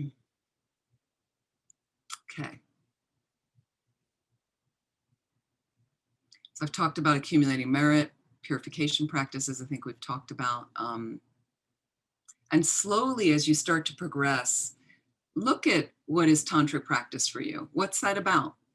You know, read the book Introduction to Tantra. Get to a class about an introduction to Tantra. I think there's one on my website, a recording of something like that on the, if you go to amymiller.com, click on the YouTube button, I think upper left, and you can search by topics, and there might be an intro to Tantra just to get a taste of, well, what's that about? Where can I do that? And at some point, if you have a yearning from your heart, something will turn up, especially post-pandemic when our centers open again, if they're inviting Rinpoche, or you get yourself to a retreat like that, and maybe some sort of initiation will happen and you'll be ready for it, okay? So again, all of these components I've given you in these practices set you up for that and create the cause for that to happen, like that. And so slowly, as we're working in a way where you say, I want to make this practical, how does it integrate into my life? And you get stuck with a couple things as we go through the Lamrim. What they say sometimes, the two hardest realizations, Guru devotion, which technically leads off the path, okay, but I tend to do those meditations for people later. Guru devotion, part of Guru devotion meditation, analytical meditation, is seeing the Guru as the Buddha. Seeing the Guru as the Buddha. Now, you may not even have a Guru yet, so I'm going to talk about that in a minute. But seeing the Guru as Buddha, that could be hard. You might see mistakes in your teacher, and you go, well, how are they a Buddha? I don't really get that, right? And the second one is the Bodhicitta teachings, which come later in the Lamrim, seeing all sentient beings to be your mother. Those are really hard ones to get, but if you're trying to do a meditation, if you feel your mind's not going deeply enough, okay, that means then I might need more purification. And I might need more purification to get those difficult realizations later on, like that. So that's why we make these heartfelt requests that I mentioned. Okay, let's talk about a teacher. Let me give you just a few tips. Is what's nice with the teacher is to read over the parts of the Lamrim of the Guru devotion parts, where you might first go into what are the qualities of a Mahayana Guru. You want to first get clear on the qualities so you know who you're looking for. And we talk about 10 main qualities of having a teacher. They make sense. I mean, they're really practical things. For instance, I'll just give you a few of these. The first 3 are related to something called the 3 higher trainings. The 3 higher trainings. Anybody know what the 3 higher trainings are? Anybody familiar with that? Okay. Good morality is number 1. And what you can develop based on good morality is concentration. And you need concentration, or shine, to get the wisdom realizing emptiness. Okay? So good ethics or good morality, concentration, wisdom. 3 higher trainings. And I know in Tibetan Buddhism, there's the 6 of this and the 3 of that and the 7 of that. Just relax, but you'd like to have a teacher, let's think about it, that lives pretty ethically, right? Well, of course. You know, that makes sense. I mean, do you want, you know, somebody smoking, drinking, cheating people? I mean, okay. And people say, well, they might manifest like that, but they're pure. You know, Trungpa Rinpoche was a very unusual being that manifested in a certain way. I think he was really a highly realized being, holy being. Okay. However, what he was able to do at that time when he lived, he passed away in the 80s, supposedly has been reincarnated, but I don't know what the reincarnation's like, but basically attracted certain people to the Dharma that would never have been attracted by anyone else, and certainly not by someone like Lama Zopa Rinpoche.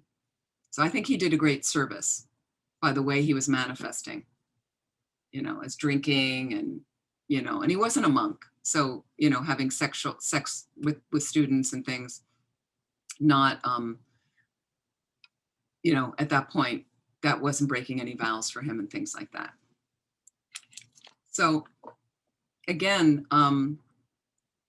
you want to check that do they have somewhat good. Now for me, it's really easy with Lama Zopa Rinpoche, His Holiness the Dalai Lama, 2 of my gurus, because they have very pure ethics. I've never had a question about Rinpoche's ethics. Just he's a monk, he maintains vows, he's very strict in some ways. It's easy, it's clean, clear for my mind.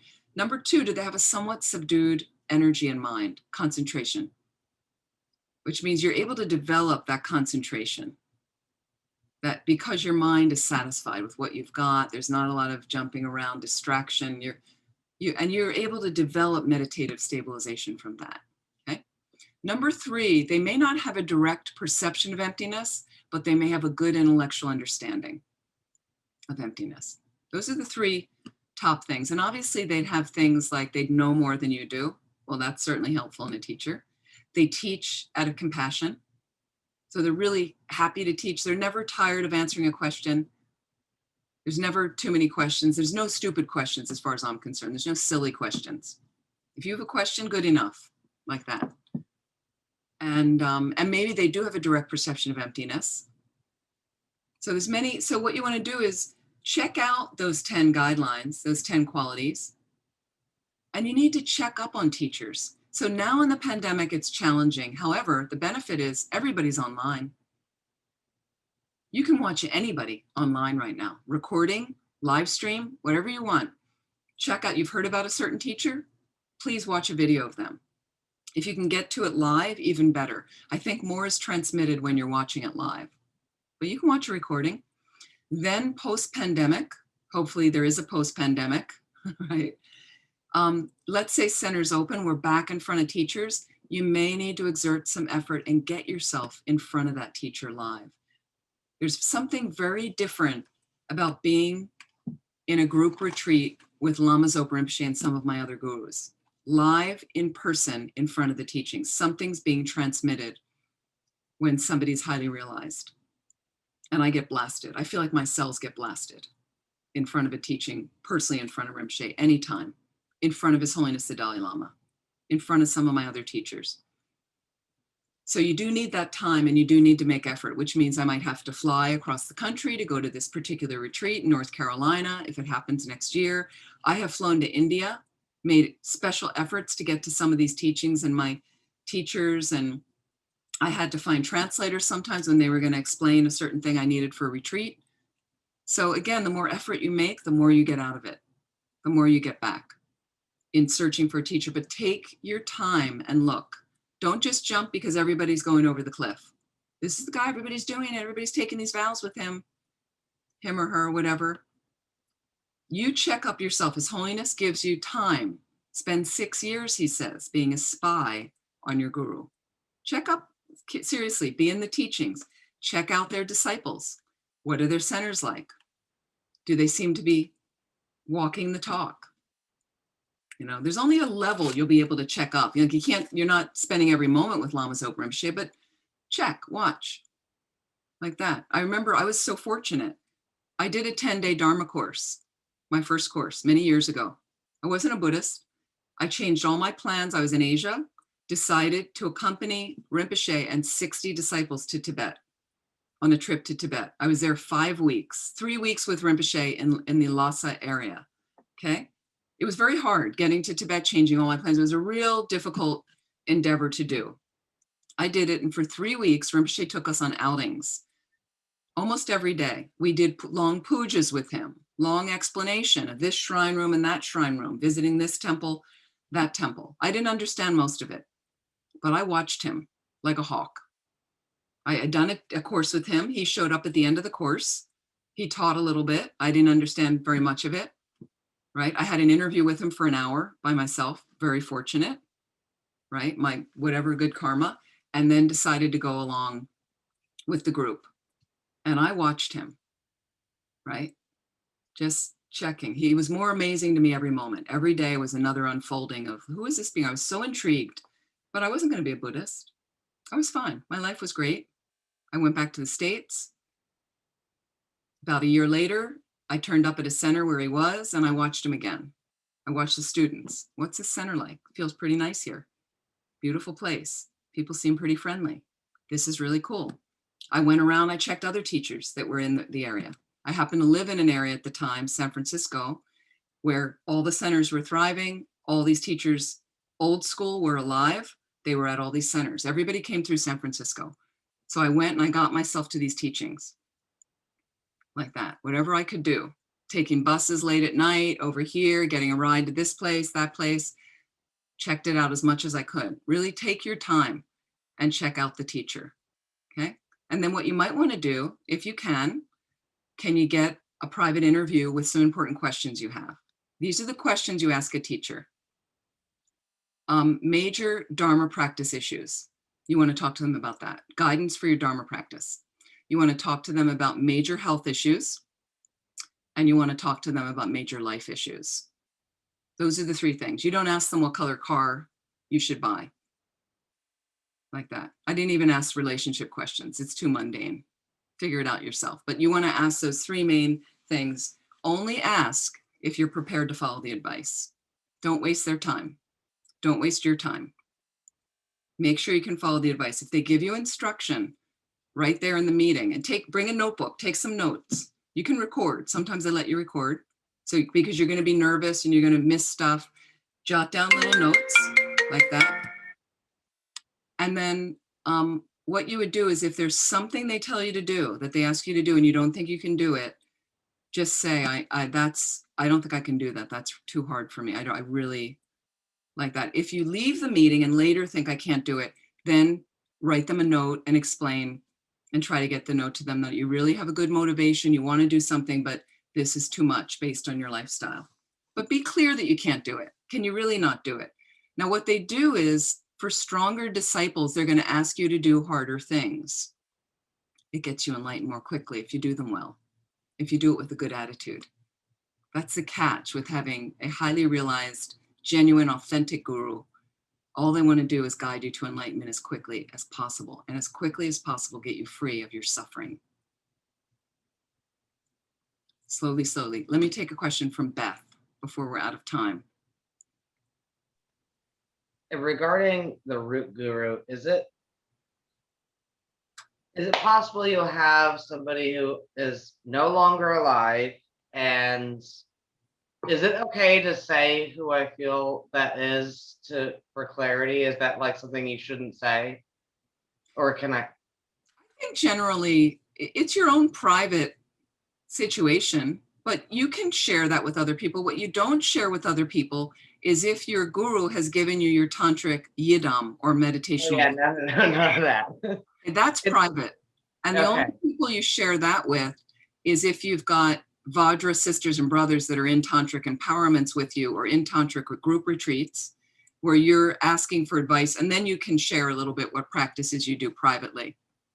I But think your it- guru, you could say he's my root guru or she's my root guru, or I think I get a little bit more not even confused, is that I feel like my root guru is somebody from another tradition, which makes it, I don't want to say weird, but it's like that's where my mind was totally hooked on the Dharma, but it was from the Theravada tradition. Probably no surprise, Ajahn Chah has never been anybody else's, like that, like, but it's the Bodhisattva path that's brought me back to this tradition. So I kind of get confused in a way of like learning. I don't even know how to ask that really. It's just like I really feel like that's my heart guru, but it doesn't belong in this tradition. But the Bodhisattva path is why I'm here. yes. So Ajahn Chah was an amazing being in the Theravadan tradition of the Thai forest tradition. Beautiful books and just incredible being.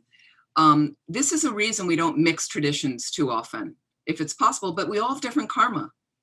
There's nothing wrong with it. I would definitely, if you feel that heart connection, you keep him in your merit field. He's always there in your heart, no question about it. And I would just really have that respect for him of who got you to this place. Usually the root guru is, we could have many gurus, but in the beginning I would keep it small.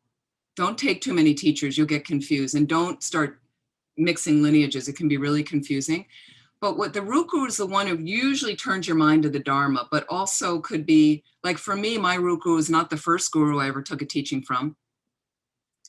Wasn't really the first guru that might have, shocked me or something or really woke me up. But it's the one that has really been the main, I can just feel in my heart, he's the one. Like this is the one, and the one I've taken most of my advice from. One who speaks my language without an interpreter, that has made a difference for me. But I also have other gurus, and I have other gurus in other Mahayana lineages like that. So I know people that have Jesus in their merit field. They never, Jesus is passed. They feel a strong connection. I think that's okay. And I think you just keep Ajahn Chah there as part of, it shouldn't really be a problem. And you can still do bodhisattva practices and take other teachers and follow their advice and teachings, because he's passed away. But sometimes we have a teacher we've never met. That's okay. I have Paponka Rinpoche. I see him in a way, passed away. I've never met him. I met a reincarnation of his. It was very different. But because I've spent so much time meditating with liberation in the palm of our hands, the teaching he gave in 1945 in Lhasa, one of my teachers was at that, or maybe a few of them were at that teaching. But I've had so much time with that book, I just feel like I have to put him in my merit field. It's really helped my mind. You can adapt like that. And don't get too mired in the details per se, as long as you're keeping that consistent practice. That's what's more important. And having respect for all your teachers. It's really important. And again, when you're ready, if you like, and you feel an affinity to Lama Zopa Rinpoche, you can via email ask him for a life practice, but be prepared to follow the advice to do the practices, which will include analytical meditation on the Lam Rim. May include a meditational deity, a tantric deity that one day you can get initiation, motivation, how to spend your life. And then all the practices you should do. And you can slowly get instruction, how to do it, how to put it together. And that's something that you can check in the future. Let me just see if there's one last little thing, but I'm pretty much have completed what I wanted to talk about. Let's see, I think I've gone through all this. Yep.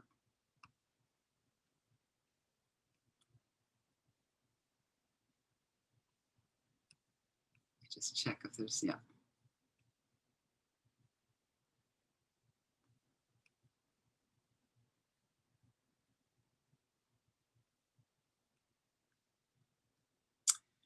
And And yes, okay. So, and again, maintaining the balance, and we could at some point, you know, you can learn about all the 9 Nundro, what's involved in those. That's a really neat kind of course of, it's not a Discovering Buddhism course, but, and we have practice booklets for each of those purification and accumulating merit practices is what they're about. That's an interesting part, a component. And some people like to have that little component because they can do things. You know, people, you know, have trouble meditating, so they do more water bowls, or they make more prostrations, or, you know, there's a nice variety for all of us like that.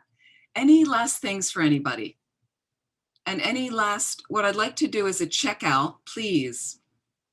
If you'd like to just state, we can unmute, of something the most you got out of this class right now that you could say. Something that maybe has inspired your own practice, or shift that you're planning to make in your practice. Does anybody would like to say, please? Kathleen, please just unmute. Feel free. Thank you so much. It's been so beneficial. And what I got most out of this course is that for me, a daily practice is doable. Before it seemed like a mountain too high for me to climb, but now I realize it doesn't have to be that way. Wonderful. And I've moved things around at home, so I have a very comfortable place to practice. It's very motivating, and this class was the inspiration for that. So really great. I'm really wonderful. Thank you. Thank you. How's it going for the rest of you? Brian. Just following along on the same lines. At the beginning, it seemed that there's so much material to add, and this is going to take me 3 hours a day, and it's just impossible. But what I realized is, and I actually have added a lot more things, including some Tara prayers, and the more I do it, the easier it gets. And the quicker it gets, I'm still paying attention and still aware of what I'm saying. But compared from the first class we had until now, I'm doing way more. And if you would have told me this 5 weeks ago, I would have not believed it, because I would have thought it was impossible. It's too much. It's too confusing and too much hard work. But now it just flows. And I do a lot of readings, and before I even start my meditation, and it's not that difficult if you stay with it and just practice. Fantastic. Thank you. Thank you so much. And the other thing I wanted to say is, let's just think about something for a moment. So Brian said, I know we're out of time here, but I could spend 3 hours a day. I thought, oh my God, it's going to take me 3 hours a day. What if it does? What if you reorganize your priorities? This is a path to freedom. Isn't that what you want? So we get so mired in all these other things that are really not that beneficial for your mind. I know it's habit. I know everybody else is doing it. So, but think about slowly over time, changing up, which is what I did in my life. I was a layperson with a job at a magazine when I got into the Dharma. You know, I had a full-time job. It was more than full-time, the job. And I slowly, but I started to see benefits in my mind. So I was like, well, I want to do this more. Can I do this more? Slowly, slowly, slowly. A few years later, I end up with a job running a Dharma center. So taking my same skills at that time, administrative management, fundraising, and now I use it for a Dharma center that never had any professional input. So suddenly that Dharma center starts turning into a regular professional nonprofit, and I get to do that all day long. And then as a result, I get to take off for more Buddhist holidays and do more Buddhist practice because it's a Dharma center. It just, you know, slowly. And then I could make time for more retreat and more this, and it was really interesting. And I was just like you guys, we're not that different. and I'm happier and happier. So maybe more imprints. And so it's possible, just adjusting those priorities. And it's tricky. It's tricky. If we have other partners, we have people in our lives not into the Dharma, people, other responsibilities. I get it. I understand. You try your best. Okay. So I'm going to stop there. And thank you so much. Thank you for all your input.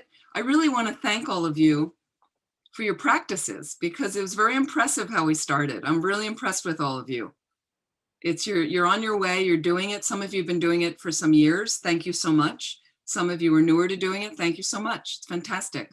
I'd like to dedicate whatever positive energy we've created, and I'm going to lead some dedication prayers that I'll share my screen. And I'd really like to dedicate right now to the COVID virus, our planet getting some kind of control, because it's not happening very well right now. And the numbers are going up everywhere. For that to be eliminated, for us to get through this pandemic quickly, for those that are ill with anything to be healed immediately. I'd really like to direct some energy to Vanessa Hardy, Debbie Warner, Norma Harris, Trish Flaherty, Jean McGarvey, Kathleen Raffat, Alan Glick, Lizzie. Venerable Pelyang is a nun in the New York area, just had surgery on Monday. So can she have a full, swift recovery? Joanne Lemson, Jody Galt, and Ross Lasley, and especially Geshe Tenley. Geshe Tenley is recovering from a very bad car accident in the Boston area 6 weeks ago. He is now back at Kurukula Center in the Boston area, recovering, and should have a good recovery. It's going to take a while, but also for Geshe Tenley. And for all of you to have brilliant practices, slowly, slowly as you construct, and gently, and all you can do is your best. So realistically building it into your life. And I dedicate for that, waking all of you up quickly so you can really benefit all living beings. Please feel free to join me. And let me know if you can't see the prayers.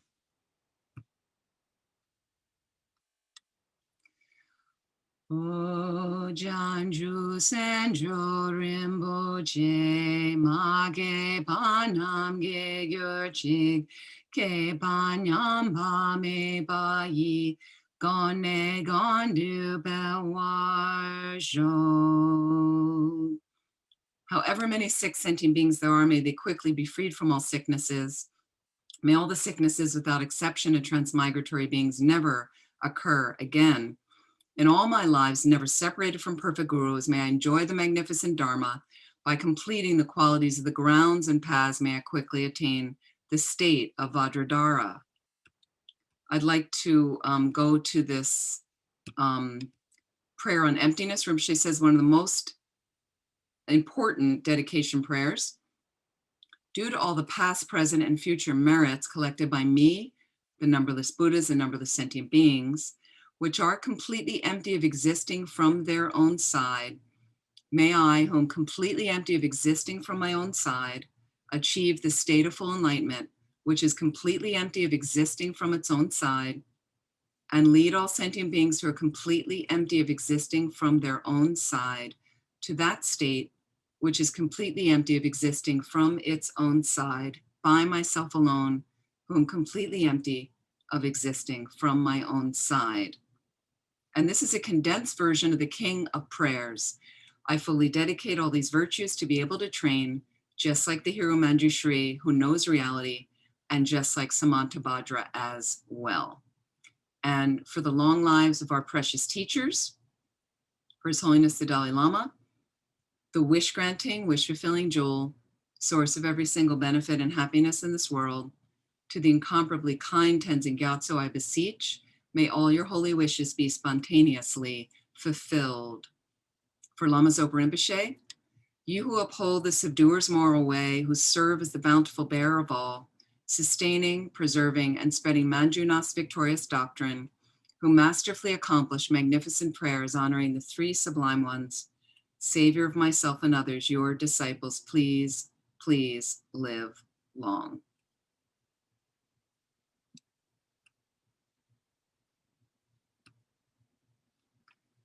Thank you so much. I want to thank Anna, Anil, Mary, who's not here today, and Tupta Norbaling for hosting our time. Thank you so much. Thank you to all of you. Please be well.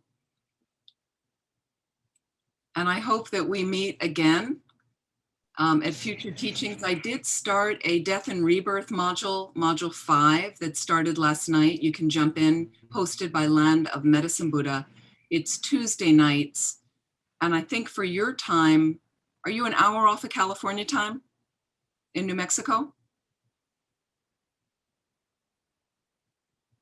I'm Yes. not sure what Yes. hour. So I think it's on your time, it's going to be maybe 7 to 8:30 Tuesday nights. If you want to join in, we have several more sessions. We just started the first session. So feel free, you can still sign up, and look forward to seeing you again.